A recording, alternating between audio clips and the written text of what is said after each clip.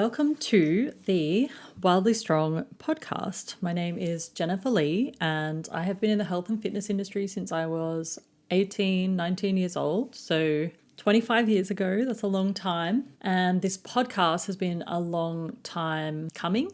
I've always wanted to do one. I've just never had capacity because I was swamped by my business and by a healing journey, personal pilgrimage that I was on for quite some time, since 2014 actually. Yeah, so finally I have busted out the other end of that. Well, almost. I don't want to get ahead of myself. But now it's time, I think, to start a podcast. I recently moved to the Gold Coast. I halved my client base. And I'm just working on starting all the things that I really wanted to start when I didn't have capacity, when I didn't have time, or when I didn't have the energy. So here we are. So the Wildly Strong podcast, what is it going to be about? So my goal for the podcast is to cover all things women's health. So we're talking spirituality, we're talking nutrition, training, relationships, mental and emotional health and well-being, and embodiment. So pretty much anything that will help you become a healthier, happier, more wholesome woman in this world and help you feel more safe and comfortable and at peace in your skin. So that's going to be the focus. And whilst a lot of the episodes are going to be solo cast, so just me talking, I do have a few people lined up that I'm going to interview. So my goal is to put an episode out every Wednesday, but there will be some weeks that will be missed. And this is just the reality of things. If I committed to doing this perfectly and on a schedule, it feels a lot more overwhelming and I just really want to get started. So this episode, it's just a kind of gentle entry into my history, where I came from, where I am now, and my business. So pretty much everything that I've been through in my personal life has informed my business and the evolution of my business and my views and philosophies on women's health, which I can tell you right now are quite different to the mainstream view on health and well-being. So I'm a little bit in my own world over here, but that's why I really want this podcast, so we can go into that in more depth and really help everyone on a deeper level and in a way that's fun for me, because I love to teach, I love to share, and I love producing things. So eventually I want to have a video attached to this, but for now it's just going to be audio, and yeah, we'll see where this goes. So about me. So I am 43 years old, born in Canberra, super into fitness and well-being, but like a lot of women, it definitely came from discomfort in my body. So body image issues. I was very cautious around food. I was very scared of food from quite a young age. Learned about tracking calories very young. I used to read the magazines, on how to get abs and all this stuff. And I have this distinct memory of when I was about 11 years old, as in year 5 or year 6. And I'm sitting cross-legged at school around my class. And I'm looking at my knees and I'm thinking, like, what's that bulgy stuff like between my knees, being fat. It was a bit of fat. And, looking around everyone else's knees, and I was like, how come they don't have any of this? I really felt this like discomfort in that difference. Like, why is it like that? It shouldn't be like that, and just noting that this was in the 90s. This is kind of post supermodel era, no social media. We just had movies, we had magazines, everything was perfect and curated. There was no body positivity. There was nothing outside the norm that you would see in the public eye. So if you only saw your body and it didn't look like one of those bodies, then you're pretty much immediately going to think there's something wrong with you. So I kind of started on that space, and I used to run every day. I used to, get my pizza and like push it down with paper towel to try and get all the fat out and get my calories as low as I could. I researched eating disorders at the time, like how do I eat less? Like this is really where I was coming from when I started. I ended up running out all the cartilage in my knees and, getting the inner soles and getting all the knee pain and being told that I couldn't run anymore. So I ended up cycling, which I didn't mind, but being ADD, I wasn't super into cycling. And then I found the gym and very quickly just loved the feeling of weights. And I actually joined the gym with my mum. We started going to the gym together, and it ended up being one of those things where I would just beg her to go. And I didn't know how to do anything. I was terrified of the weights room. I was just kind of doing leg extensions, leg curls, leg press, terrible technique. And I was thinking, like, what do I want to do with my life? I thought, oh, maybe architecture, maybe psychology. I had a lot of ideas, but I ended up settling on, I love fitness. I'm going to do fitness for now, and I can work the rest out later. So I become a personal trainer. That was a year and 9-month qualification back then. It wasn't this 8-week blitz thing that you can do now. And alongside of that, I worked in PT studios and gyms just to build my skills. And this is looking back, like definitely not at the time, but looking back, my number one objective was 100% how to get all this body fat off my body. And if I become a personal trainer, then I'll know how to get all the body fat off and I'll be able to help other people do the same. Because, the world clearly is obsessed with weight loss. My aunties, other friends that I have, we're all talking about whether somebody looks skinny enough. If you're anything but skinny and you were going out shopping, nothing would fit. Like I couldn't buy a bikini that fit. So yeah, off I go, personal trainer, I'm going to get the perfect body. And everywhere I turned, I got the same advice. So you need to eat less and move more. Despite the fact that I was already eating as little as possible and moving as much as I could, sometimes a typical day might be I get up and go for a run, and then later that day I'd do some weights or a pump class, and then later that day I'd do a step class, and they're telling me move more because nothing's changing. So I'm thinking, all right, cool, well, I got to run longer and I've got to cut more food out, and then I just find myself on the weekends having these huge binges. And this is probably more for another day, but if you restrict your calories like that, you're going to binge. It's biology. Like the body, it needs food, it needs nourishment. You can't just push yourself into oblivion and, hope to get away with it. But that's what I did anyway. There was no other information. And at one point I was about 20, and I recall going with a friend to what was Planet Max at the time. It was a supplement store in Canberra. And we each got a meal plan. And I remember looking at it and I was like, what is this? Like, I cannot eat all this food, because I said I want to build muscle and I want to lose fat. So much food, so much meat. And my friend followed it for a bit and did quite well. Actually, I remember she lost a little bit of weight, but I really struggled with it. I just could not rectify that I should eat that much food, so I ended up not really following it. And then not until years later, I ended up getting a job at a gym called Elite Physique. This was in 2006 or so. And I started working there, and this is a powerlifting and bodybuilding gym. So this was like the dream for me. I wanted to work there I think I had to train there for about 9 months before they would give me a job. And then I got a job on the gym floor doing the mornings, and I started learning all about food. And the owner of the gym, he was amazingly helpful back in this time. He said to me, you need to double what you're eating. And I remember obviously a few years back I had that seed planted already, and the guy who actually gave me that meal plan also worked in this gym, so they were friends. And I was like, well, it must be true. And I recall increasing my food, so doubling my food. I remember not gaining any weight. I remember I started feeling better than ever. I remember I stopped binging. And I thought, oh my goodness, like you have to eat more in order to get the body that you want. Like that's where it first really landed for me. And I'm not going to lie and say that I didn't still have somewhat of an eating disorder. Like I did still battle with binging and restricting, and I did still struggle, but it really landed for me then. And then that's where I was able to really see in real time how eating so much food had such a benefit to a female physique. And not just that, like just the way that you feel. So working in that gym, it was a real blessing for me. And there was only a couple of women at the time. Mostly it was a very male-dominated industry back then. Yeah, so I started learning from them how to write programs. I started applying the nutrition in a really healthy way, so really encouraging people to eat more, encouraging people to lift weights. I learned powerlifting, so how to squat, bench, and deadlift, and I got really involved in that. And yeah, so I was living the dream really as a personal trainer. I was like, all I get to do is teach people how to lift weights, and it makes women feel amazing, and I get to tell them they don't have to starve themselves anymore. What a dream. And I did a couple of bodybuilding competitions, and I really enjoyed that, but it was absolutely still, and again in hindsight, it's always very easy to look back at yourself and be like, well, I was very unhealthy then, in the way that I saw myself. I can particularly note that the very first bodybuilding comp I did, I remember, for say 15 years straight of just me thinking, if I just get this body fat off, everything will be fine. Everything will be better. My life will open up. I can move on with my life. Like if I just get all this body fat off, like I was really fixated on that. And I remember being on stage, like completely like tanned and ready to go. It's like it just hit me like a ton of bricks. Like I don't feel any different. And if anything, I was just thinking like, I don't like how my abs aren't defined. I don't like how my left shoulder is not as round as my right shoulder.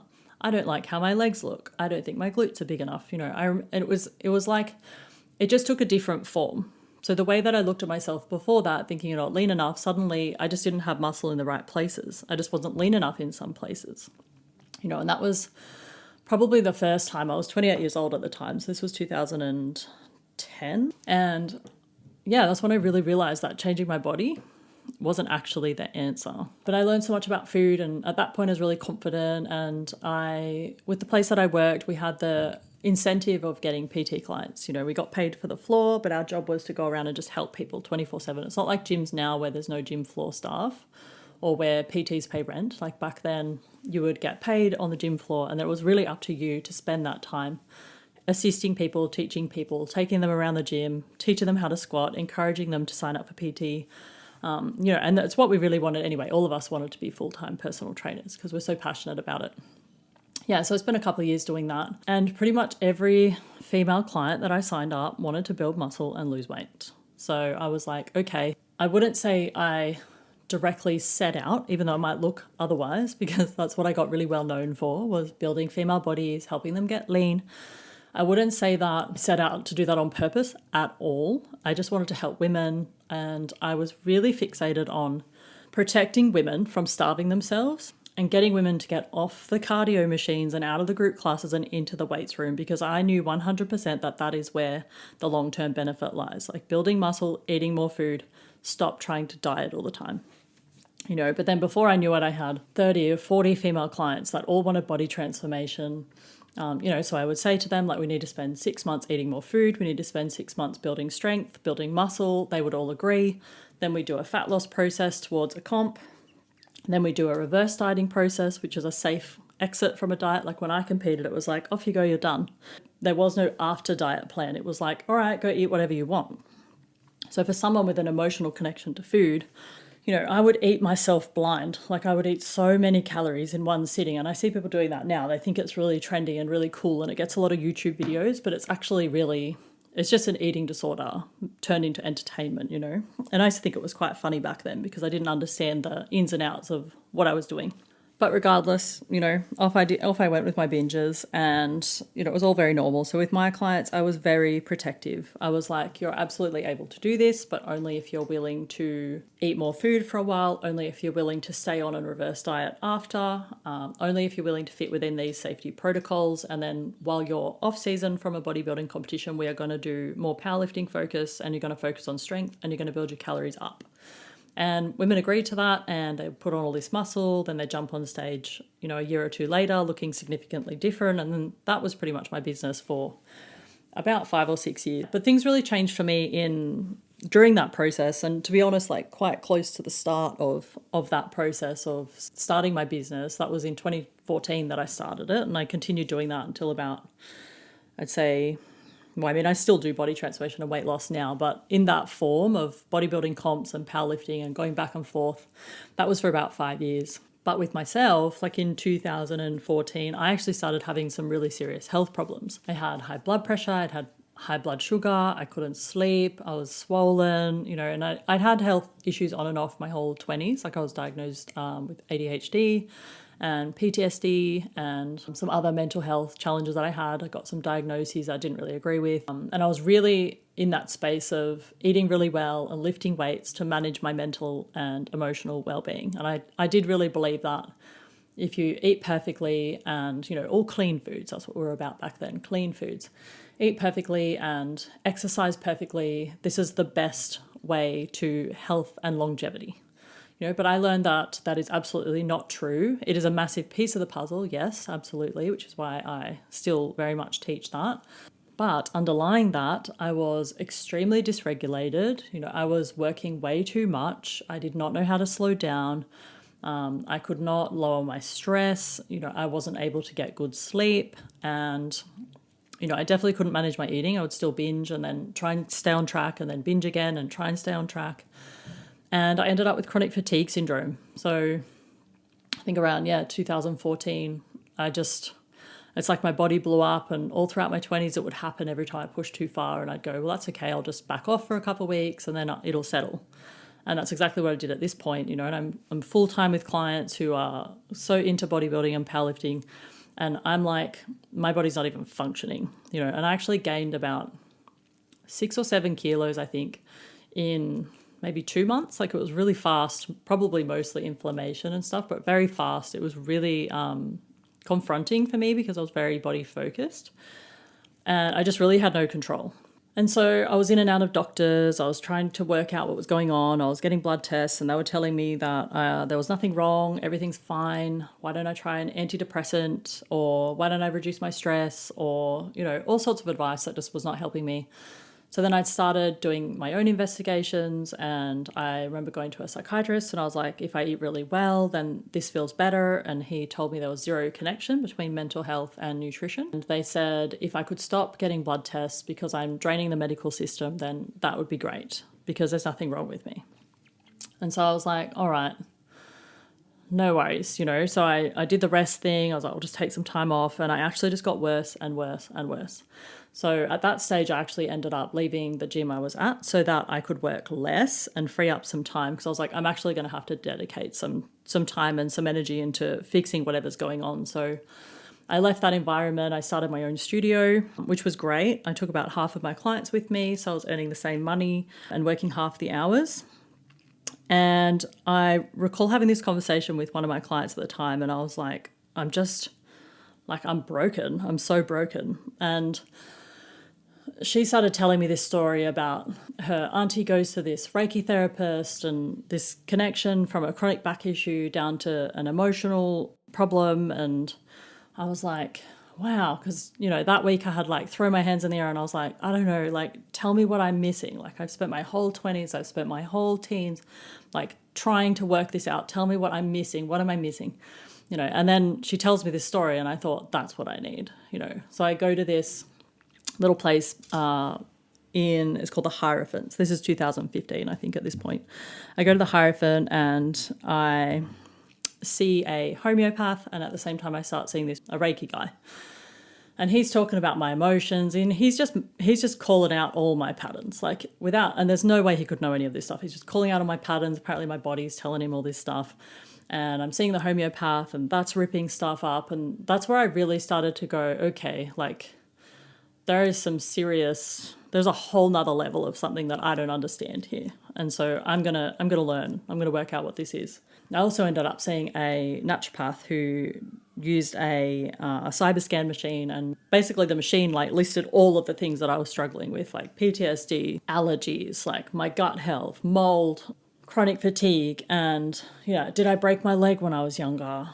I was like, yes, I did. I don't even understand any of it, but she was a naturopath. And so I was like, I'm going to study naturopathy. I need to understand this even deeper. So I did my naturopathy training, which took 4 years, 200 clinical hours. And that really got me understanding the body as a whole systems approach to healing. The body, just because you're having, if you're having an allergy, yes, it's an immune reaction, but it's actually coming from the gut. But is your gut weakened because you're chronically stressed? And are you chronically stressed because of things you haven't dealt with from when you're younger?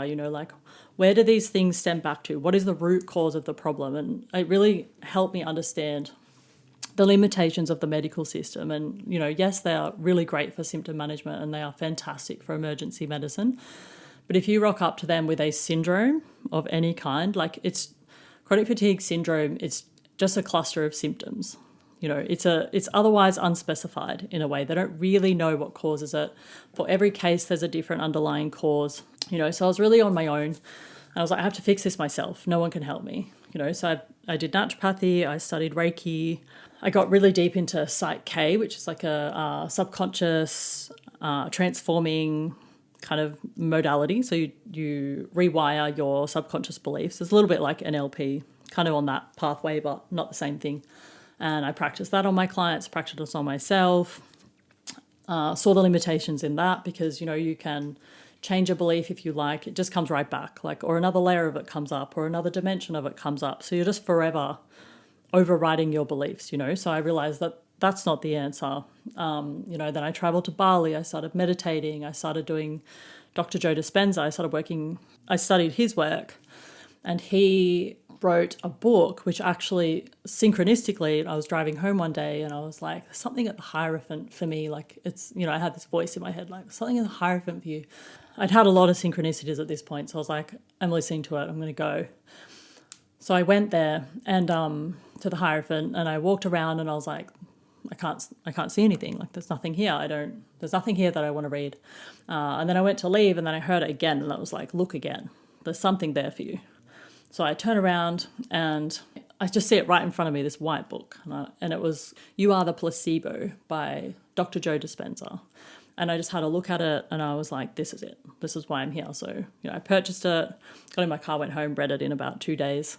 And it was just full of stories of how people healed themselves. So scientific proof that you can heal yourself. And it had a lot of stories that were also included in another book I had read maybe a month or two before that called Mind Over Medicine by Lisa Rankin. Scientific proof that you can heal yourself. Being very science focused back then and not so much in the woo-woo. Like I grew up in a very atheist, non-spiritual family. So as much as I always kind of believed in other realms and this kind of thing, I never really considered it regarding health. But in this case, I was like, this book proves to me that I can heal myself. So I'm going to do Joe Dispenza and I'm going to heal myself.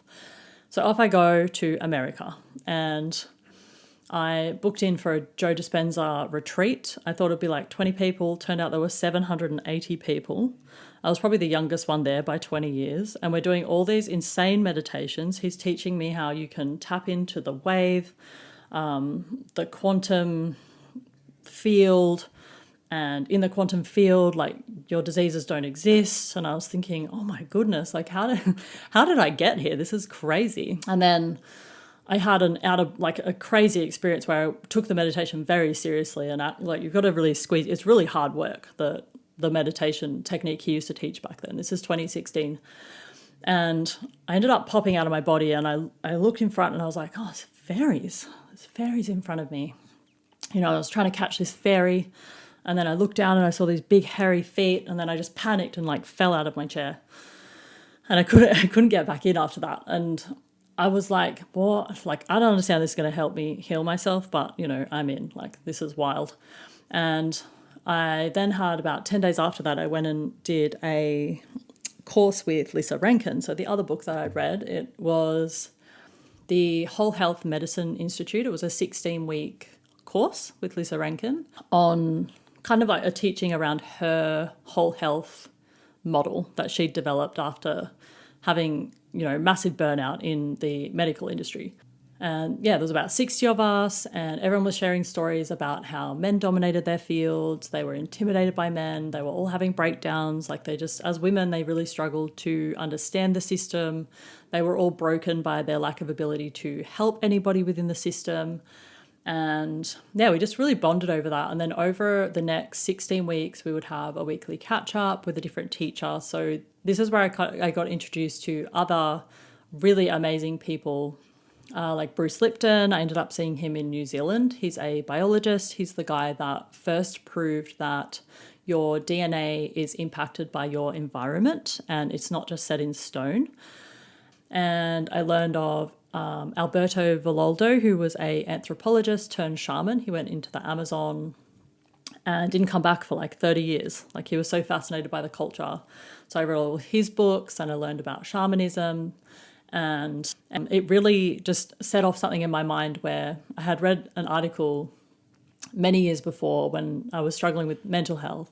It was a shaman's view on the mental health system of the West. And it was these people aren't mentally ill.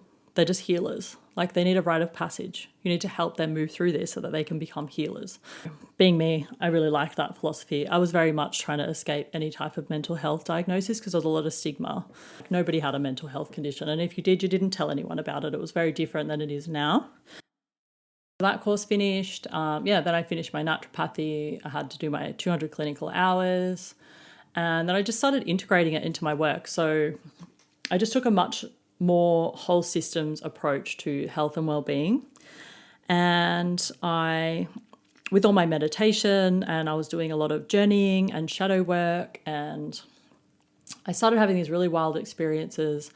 And my chronic fatigue, it just very slowly, very, very slowly started to get a bit better, a bit more manageable. I'd spend less time on the couch. I was able to get up and move around more. I was able to weight train a little bit without completely being floored. So about a 4-year period, like while I was doing all of that, I physically wasn't able to do much. Like I would go to the gym and just do a bit of shoulders and then leave, or I'd go and walk on the treadmill. Like I kept my gym routine alive, but I wasn't able to fully commit and do any gym. So back when I was powerlifting, my top deadlift was 170 kilos, my squat was 140, and my bench press was 72.5. And I could hardly hold a barbell at this point without my entire body just saying no. So I had a very severely modified training routine. And I was actually able to start going like about 20 minutes, 4 times a week. I was really starting to notice an improvement. So I ended up deciding to do a bodybuilding competition, which ended up running through the pandemic, and got all the way back down to comp weight.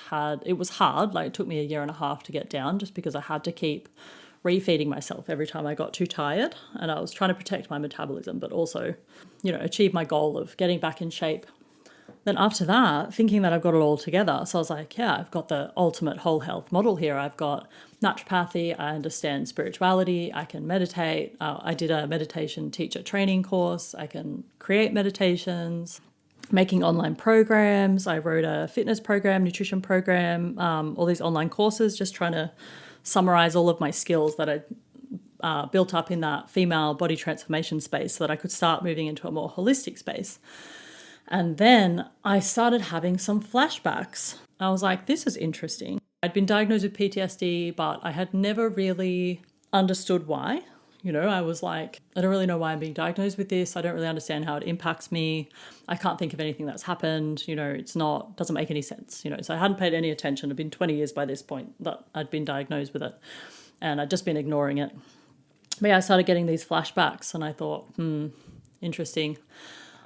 So I started researching that, and it's one of those things where it's interesting. Like it felt really out of body, like really strange, really out there.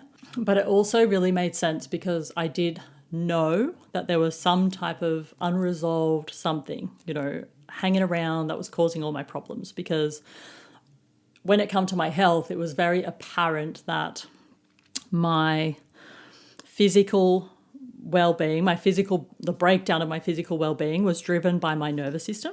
And I was very aware that there was something going on in my nervous system that was keeping me in a state of fight or flight.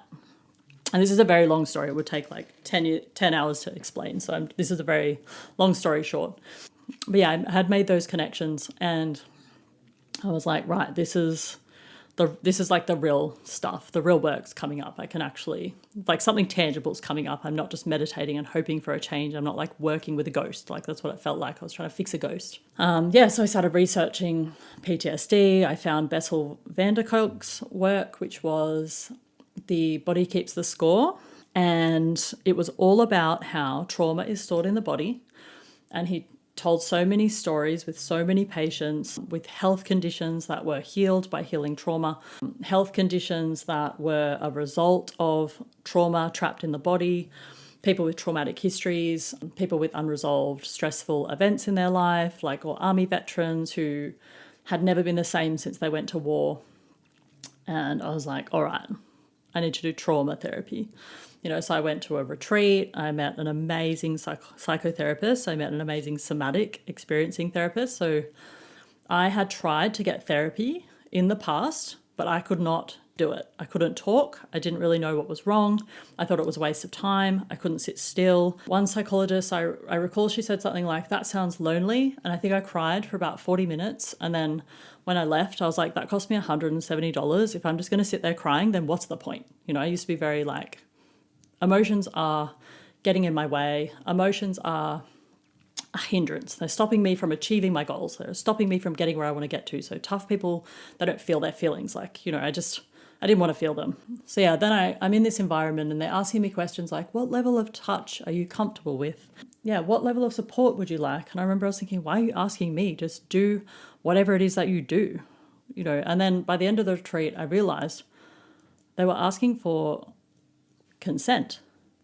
They were trying to find out what I actually was comfortable with or what I was not comfortable with. And this is actually how you're supposed to behave around people.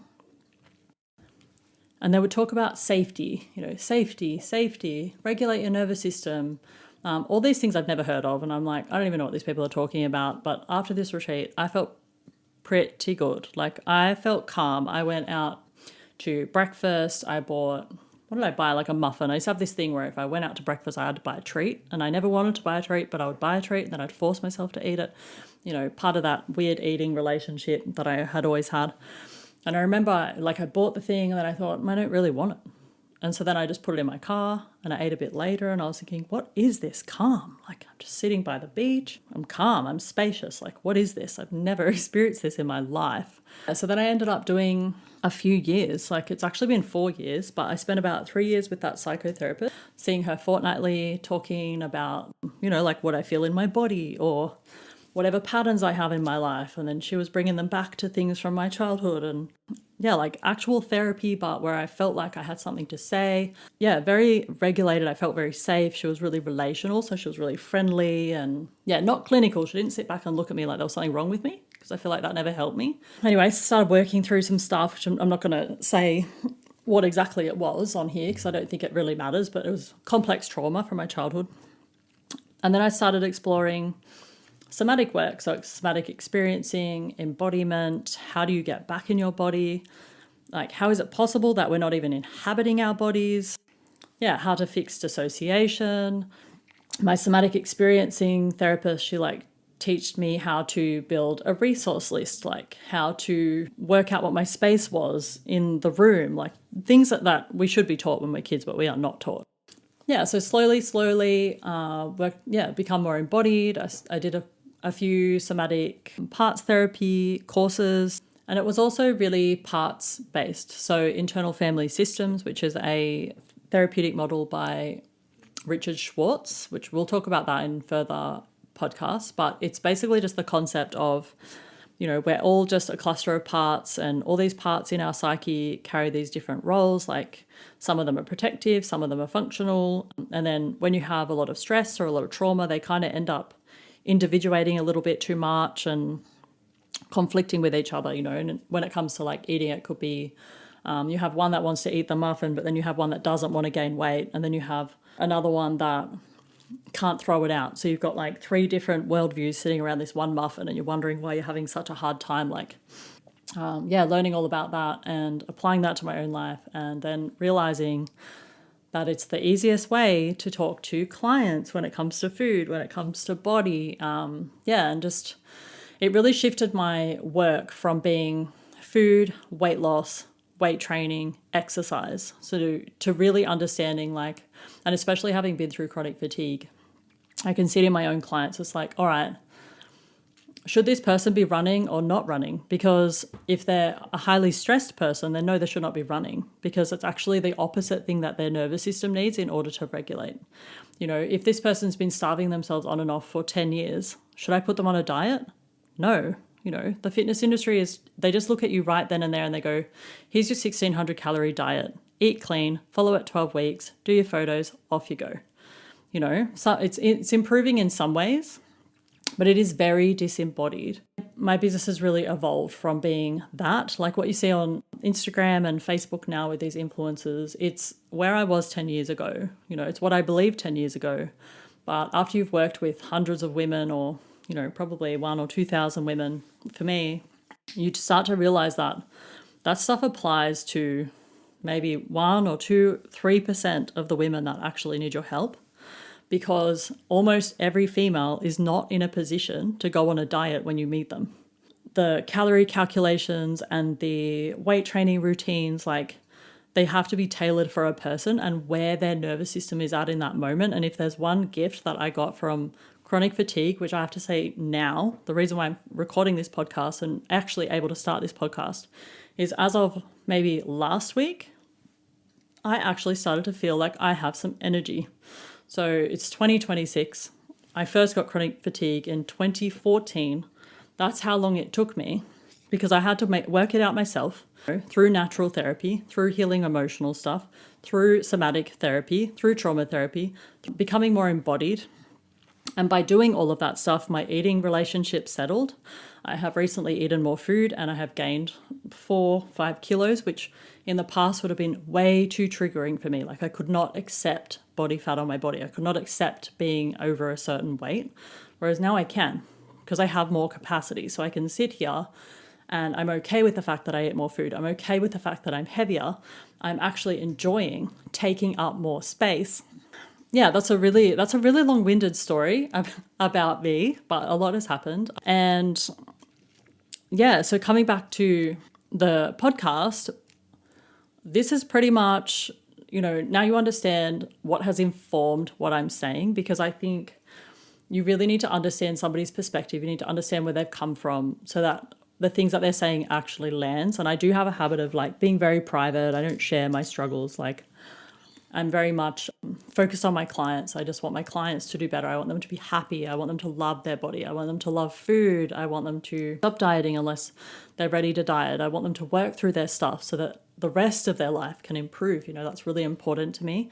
But I think it's also really important for me to be honest about what I've experienced because, in amongst all of that, I did not feel very good about myself. I used to walk around the gym floor and I would think like, why do these people train with me? I'm fat, and I say that word because I was quite hard on myself as to what fat is, but I genuinely thought like, I don't understand why people train with me because I don't look like an Instagram trainer, and not having an Instagram body and battling with chronic fatigue has absolutely blocked me from putting myself out there online, from putting myself on YouTube, because I worry about all these things. I'm like, but look at all these 21-year-olds, I'm not like that. Like I really let it get in my way, which is in hindsight really silly, but this is just what we do.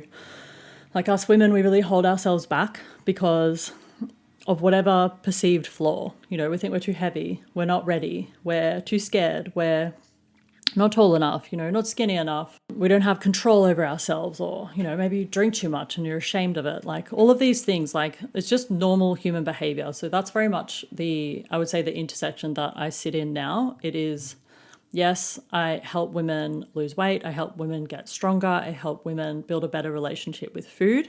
But I do that by helping women become more embodied. So that's the focus of my business now. That's the focus of this podcast. And yes, that encompasses food, training, hormones, sleep, emotional well-being, somatics, embodiment, cardio fitness, inflammation, mental health, emotional health. It includes all of those things. So that's what the podcast is going to be about. Every week, probably, this is a long one, probably more like 20 minutes. I want to try and keep it easy for me and very digestible for you. And yeah, I think that's it really. So that's my whole life story in the fitness industry. I hope that's helped to get you, I hope that's helped you get to know me better and my philosophy. And I hope that you are looking forward to the podcast. I'm really looking forward to it. And I promise I will give you the best information that I can possibly give you. I've got some amazing people I'm going to bring on as guests. I've also got some clients who are actually really looking forward to sharing their journeys. So I will catch you in the next episode. And that's all. Okay. Thanks for listening. Bye.